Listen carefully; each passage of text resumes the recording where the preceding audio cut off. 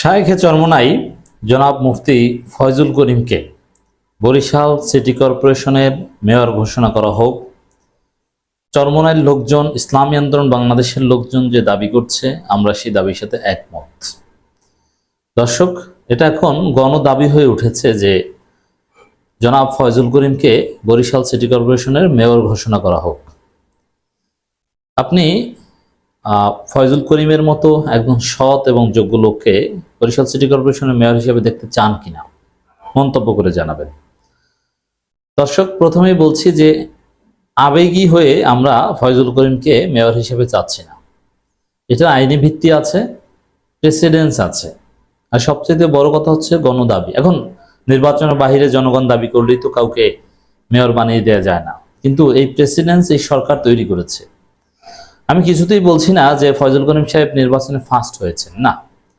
চরমোনাই বা ফয়জুল করিম এখনো নির্বাচন করলে ফার্স্ট হবেন এটা আমি মনে করি না। তবে এখন যে বাস্তবতা, তাতে যদি জামাত, চরমোনাই সবাই মিলে ইসলামপন্থীদের বৃহত্তর জোট করে আওয়ামী লীগের অনুপস্থিতিতে ফয়জুল করিম যদি মেয়র হিসাবে নমিনেশন পান, তিনি জিতবেন। কিন্তু আওয়ামী লীগ যখন ছিল ওই সময় আবার জামাতও তাকে ওইভাবে সমর্থন দেয়নি, বিএনপিও দেয়নি। তো ওই বাস্তবতায় ফয়জুল করিম সাহেবের ফার্স্ট হওয়ার কোনো চান্স ছিল না, সেকেন্ড হওয়ার চান্স ছিল বা সেকেন্ড হয়েছিলেন। কিন্তু মনে রাখতে হবে, বিজয়ী প্রার্থীর কারচুপি বা তার নানান অপরাধের কারণে তার প্রার্থিতা বাতিল করা যায়। আওয়ামী লীগ কি করেছে এমন কোনো অপরাধ নেই যে আওয়ামী লীগ করেনি। শেখ ফজলুর তাপসের প্রার্থিতা বাতিল হয়েছে। ঢাকা দক্ষিণ সিটি কর্পোরেশনে ইঞ্জিনিয়ার ইশরাক কিন্তু ফার্স্ট হয়েছে, একথা আদালত বলেনি।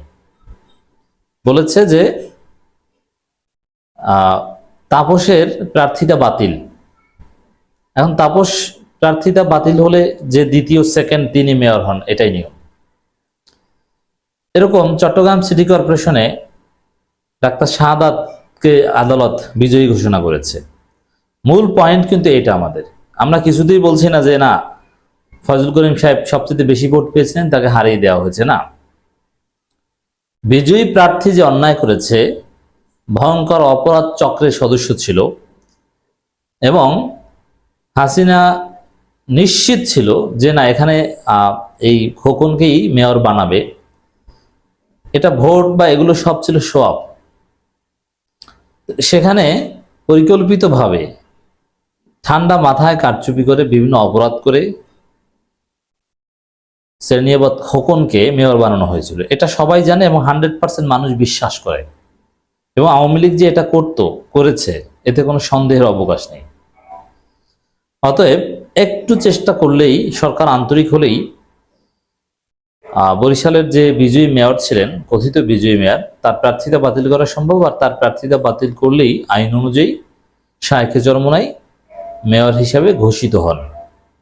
এই যুক্তিতে জনাব ফয়জুল করিমকে আমরা বরিশাল সিটি কর্পোরেশনের মেয়র হিসেবে ঘোষণা দেখতে চাই। সহজ অ্যানালজি, ইঞ্জিনিয়ার ইশরাককে যদি মেয়র ঘোষণা করা হতে পারে, তাহলে ফয়জুল করিমকে কেন না? সে কি দোষ করেছে?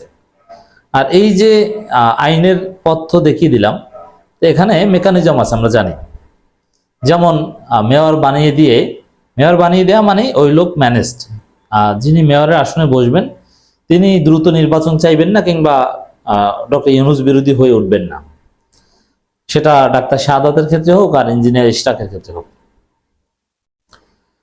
সরকারের জন্য এটা ভালো। ফয়জুল করিম এমনিতেই চরমোনাই নিয়ন্ত্রণে আছে, ডক্টর ইউনূসের পক্ষে আছে, কিন্তু তারপরও ফয়জুল করিমকে যদি মেয়র বানিয়ে দেওয়া হয়, তাহলে ডক্টর ইউনূস ইসলামপন্থীদের পক্ষ থেকে একটা বিরাট সাপোর্ট পাবে। আনকন্ডিশনাল সমর্থন চরমোনাই ডক্টর ইউনূস সরকারকে দিবে, যদিও এখনো দিয়ে আসছে। এটা আরো জোরালো হবে। এই সংস্কার শেষে দ্রুত নির্বাচন বা বিএনপির যে চাপ ডক্টর ইউনূস সরকারের প্রতি, এমনকি ডক্টর ইউনূস সরকারকে অবৈধ বলছে রুহুল কবির রিজভী, যে আইনি ভিত্তি নেই। আইনি ভিত্তি না থাকলে সেটাই তো অবৈধ। তো এই যে সামগ্রিক বিষয়গুলো প্রোটেক্ট করতে চরমোনাই ডক্টর ইউনূসের পক্ষে গুরুত্বপূর্ণ ভূমিকা পালন করবে, বিএনপিকে প্রয়োজনে ধোলাই দিবে।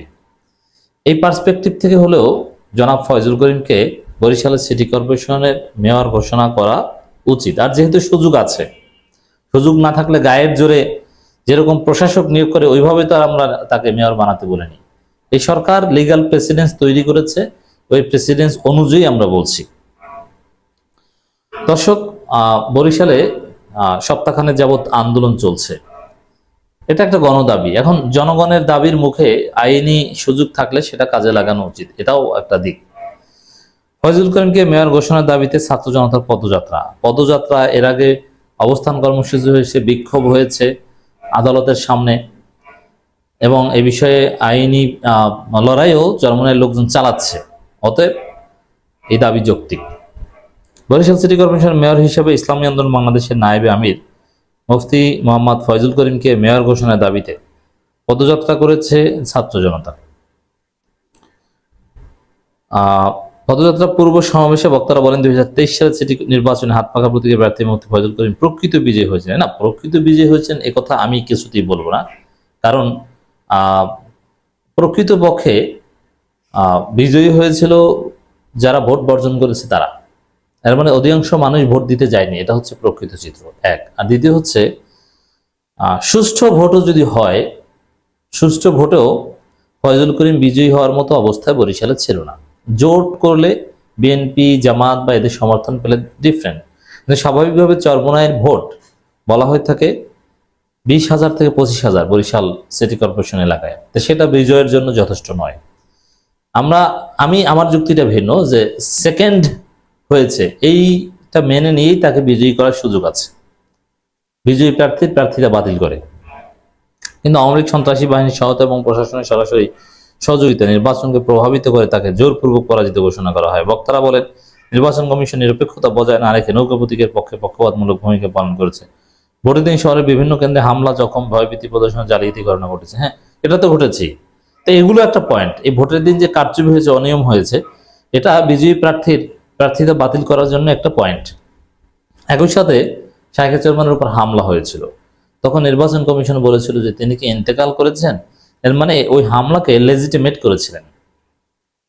তো সামগ্রিকভাবে এই বিষয়গুলো বিজয়ী প্রার্থীর বা সাবেক যিনি মেয়র হিসেবে দায়িত্ব পালন করে পালাতক রয়েছেন তার প্রার্থিতা বাতিল করার জন্য পয়েন্ট।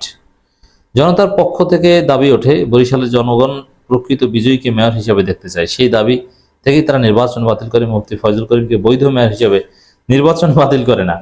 এখানে চরমনাইয়ের লোকজন যারা দাবি করছে তারা আসলে এতটা চালাক না বা স্মার্ট না, বুঝে না, নির্বাচন বাতিল করে না। বিষয়টা হচ্ছে বিজয়ী প্রার্থীর নির্বাচন বাতিল করলে তো ফয়জুল করিম কিভাবে হয়?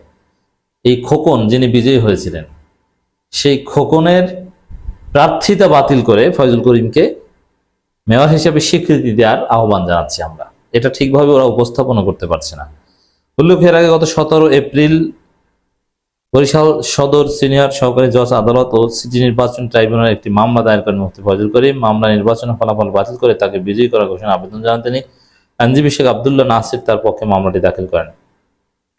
তো এই যে মামলা দাখিল করা হয়েছে, যদিও আরো কিছু বিষয় আছে, কোনো কোনো ক্ষেত্রে মামলা 1 মাস থেকে 3 মাসের মধ্যে দাখিল করতে হয়। এখন এটা তো অনেক পরে দাখিল করা হয়েছে। তবে এই যে এখন যে মামলা করেছে, এই মামলা আমলে নিয়ে অন্য আইনের ভিত্তিতে ফয়জুল করিমকে মেয়র হিসেবে ঘোষণা করার সুযোগ আছে। এটা সরকারের জন্য ভালো ডিসিশন হবে এবং বরিশালবাসী একজন সৎ মেয়র পাবে ফর দ্য টাইম বিং, যেহেতু আইনি সুযোগ রয়েছে। এবং জনগণের যে সেবা, এই সেবাটা জনগণের দোরগোড়ায় পৌঁছে দেওয়ার জন্য ফয়জুল করিমের মতো একজন ভালো মেয়র এটা জরুরি। এটা ডক্টর ইউনূস সরকার উপকৃত হবেন, কারণ ফয়জুল করিমদের নানান বিষয় নিয়ে আপনার প্রশ্ন থাকতে পারে, লেজিসলেচার হিসেবে, আইন প্রণয়নকারী হিসেবে তাদের যোগ্যতা নিয়ে প্রশ্ন থাকতে পারে, কিন্তু এই সৎ লোকগুলো স্থানীয় সরকারের সেবাগুলো জনগণের কাছে পৌঁছে দেওয়ার জন্য সবচেয়ে উপযুক্ত। এখানে আন্তরিকতা থাকলে যথেষ্ট, বেশি যোগ্য হওয়ার দরকার হয় না। আর জামাতের উচিত আমি মনে করি সমর্থন দেয়া, কারণ জামাত চরমোনাইয়ের সামনে জোট হবে, সেই জোটে বরিশাল 5 আসনটা চরমোনাইকে ছেড়ে দিতে হবে। তো বরিশাল 5 আসন চরমোনাইকে ছেড়ে যদি জামাত না দিতে চায়, তাহলে এই মেয়র পদটা যদি চরমোনাইকে দিতে পারে, তাহলে বরিশাল 5টা ভাগ বাটোয়ারায় জামাত ইসলামী পায়। জামাত ইসলামীর একজন কেন্দ্রীয় অ্যাসিস্ট্যান্ট সেক্রেটারি বরিশাল 5 আসনের প্রার্থী, অর্থাৎ তিনি হেভিওয়েট নেতা, তিনি বসে যাবেন, এটাও আবার ভালো দেখায় না। এই জন্য বরিশাল সিটি কর্পোরেশনের মেয়র পদটা চরমোনাই নিক আর সংসদ সদস্য পদটা জামাত ইসলামী। এটা সম্ভাব্য প্রজেক্টের যে জোট তার হিসেব নিকাশে বললাম। ফয়জুল করিমকে মেয়র হিসেবে দেখতে চাই। আপনি চান কিনা মন্তব্য করে জানাবেন।